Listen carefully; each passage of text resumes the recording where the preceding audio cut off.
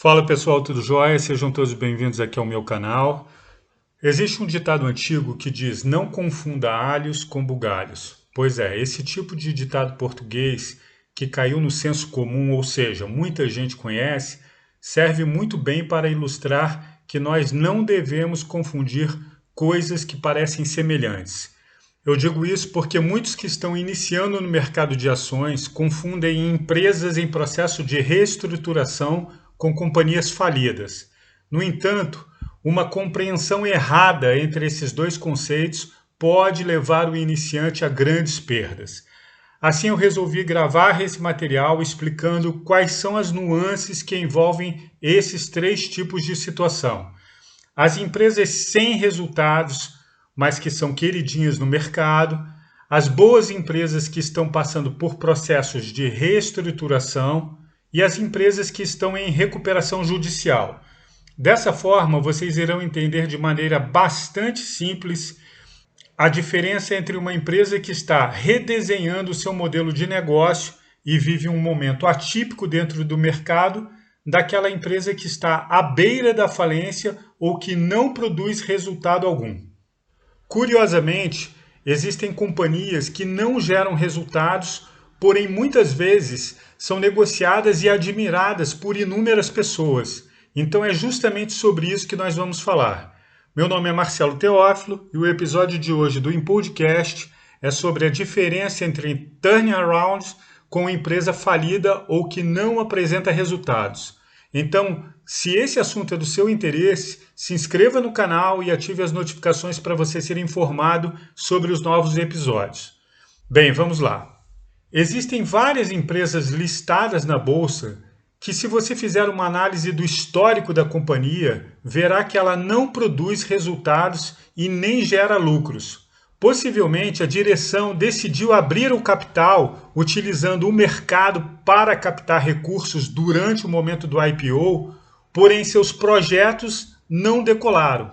Como eu sempre gosto de frisar, eu sou muito cético em relação a processos de IPO. A quantidade de boas empresas listadas na bolsa é bastante interessante. Justamente por isso, você não precisa se aventurar em companhias que vivem às custas da incerteza. Um bom exemplo do frenesi que houve alguns anos atrás no mercado foram as ações do Grupo X. Nessa época em que o Eike Batista era o empresário mais cortejado desse país, as ações da companhia beiravam o absurdo. Entrevistas e capas de revistas eram as coisas que ele mais gostava de apresentar aos investidores de suas empresas, junto com toda a ostentação de costume que lhe era peculiar. Particularmente, eu não vejo com bons olhos empresários que muito falam. Eu tenho sempre uma certa desconfiança em relação a esse tipo de comportamento e atitude. Eu fico sempre muito com o pé atrás. Muito embora eu seja carioca, acho que eu herdei a cautela do meu pai e dos meus avós de origem mineira. Mas voltando ao assunto do Grupo X, eu nunca investi um centavo nas empresas do grupo, justamente porque especulação não é a minha praia. E empresas que não geram lucro não enchem a barriga de ninguém. Ainda assim, o grupo de admiradores e fiéis compradores seguia firme e forte, agarrados na fé, ou melhor dizendo, na falsa esperança dos bons lucros. As empresas criadas por Eike Batista não apresentavam nenhum resultado tangível e eram idolatradas no mercado como se fossem a verdadeira galinha dos ovos de ouro. Resumindo, eu vi muita gente perder rios de dinheiro e investidores querendo ir à CVM solicitar que fossem tomadas providências imediatas contra possíveis fraudes cometidas. Enfim, um verdadeiro desastre, um desastre sem precedentes. Bem, não precisa ser muito inteligente para entender que era só uma questão de tempo para o império vir abaixo, ou seja, vir a ruir. E foi exatamente isso que aconteceu. Entretanto, quando as ações não paravam de subir, mesmo não havendo razão nenhuma para isso, investidores, entre aspas, se reuniam em fóruns de bate-papo para discutir como seria o dia seguinte para as empresas do grupo. Tudo era uma grande festa, até o dia em que toda a estrutura veio abaixo e nos mostrou a farsa existente nas operações. Não havia nenhuma solidez nos resultados das empresas e nem motivos que pudessem nos levar a acreditar que os investimentos poderiam vir um dia a dar retorno. Ou seja, era tudo muito fugaz. Bem, os resultados todos já conhecem. Foi uma choradeira sem fim. A arrogância deu lugar ao pedido de ajuda.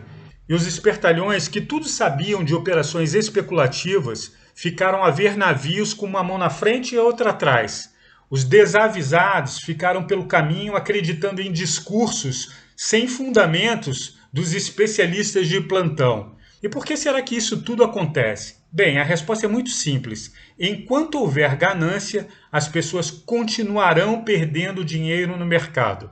Uma empresa, gente, pode perfeitamente passar por momentos adversos em sua trajetória, mas é completamente diferente do exemplo anterior. Contudo, qualquer um consegue ver em seu próprio histórico se o caso é de um processo de recuperação devido a uma situação momentânea ou se trata de uma falência há muito já prevista. As falsas expectativas são sempre o termômetro que gera esperança nos especuladores. Para isso, basta que o preço das ações comece a subir, que a euforia já toma conta do mercado. No caso das empresas que estão se reestruturando, é possível perceber que elas possuem um histórico de lucros consistentes.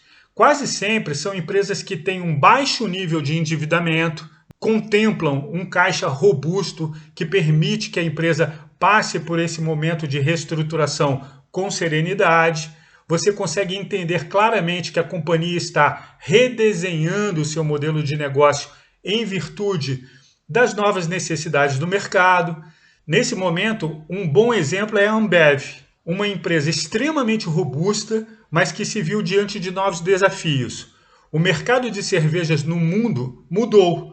Hoje o consumo de bebidas artesanais ganhou muita força. Muitas famílias passaram a consumir produtos orgânicos e isso impactou também os mercados de bebidas. Refrigerantes perderam espaço para o aumento no consumo de sucos e similares. Sendo assim, para a Ambev retomar o ritmo de crescimento, ela precisa rever todo o seu modelo de negócio e esse processo leva tempo. Em suma, sempre existem ótimas oportunidades de compra no mercado. Em muitas ocasiões, boas empresas estão com preço descontado, ou seja, com preço depreciado. Por isso o mercado é tão bacana e atraente. Sendo assim, tudo que o investidor não precisa é justamente ter pressa. Mas ao mesmo tempo é importante que ele entenda o negócio da companhia. Assim você consegue tomar decisões mais sensatas sem perder tempo com empresas consideradas micos. Processos de falência podem acontecer, mas investir nesse tipo de empresa não faz o menor sentido. Por fim, existem as empresas que estão na UTI, e recorrem à recuperação judicial com a finalidade de evitar a falência. Normalmente, esse tipo de recurso é considerado como sendo o último suspiro da companhia, um recurso extremo com o objetivo de estancar a hemorragia causada pela ausência de resultados. Em muitos casos, o próprio projeto de recuperação é visto com bastante cautela, frente à quantidade de exigências que são impostas para que ele possa ser viabilizado. Por isso, o investidor iniciante precisa aprender a analisar com muito cuidado as empresas. Não pode se deixar levar por recomendações e muito menos por preço. Pode ter certeza que um dos maiores erros na bolsa é causado pelo excesso de confiança. Associado a esse comportamento, se une o desejo de ganhos rápidos e a tão conhecida falta de paciência. O imediatismo é um mal que se espalha de forma silenciosa, levando o iniciante à desgraça. Quem está começando no mercado precisa aprender a controlar as suas emoções. Eu gravei um vídeo onde eu explico o processo de reestruturação da Cogna. Nessa análise eu comento sobre o desenvolvimento da empresa no mercado ao longo do tempo. No vídeo eu também coloco as minhas percepções sobre o que eu considero ser o melhor posicionamento em termos de investimento. Eu destaco também o crescimento da empresa ao longo dos últimos anos, apesar do atual momento adverso. Assistindo, você consegue entender claramente como uma empresa monta um projeto de reestruturação. Eu vou deixar aqui no descritivo o link, como também nos cards, combinado? Por isso eu sempre reafirmo a importância das pessoas estudarem e conhecerem o que estão fazendo. Assim, as decisões que você tiver que tomar tornam-se muito mais fáceis. Aproveitem e assistam também aqui no canal as análises feitas de várias companhias. Assim você irá entender os fundamentos e os bastidores dessas empresas. Eu vou deixar a playlist e o link no descritivo, beleza? Bem, gente, eu espero que vocês tenham gostado desse episódio do InPodcast. Então, se você curtiu, se inscreva no canal e ative as notificações para você receber os novos episódios. E se for possível, deixe o seu joinha, a sua curtida para colaborar aqui com a gente, tá bom? Combinado? E também, se você ficou com alguma dúvida, escreva aqui nos comentários que eu respondo para você, tá joia? Super obrigado, um grande abraço, valeu, até a próxima, tchau!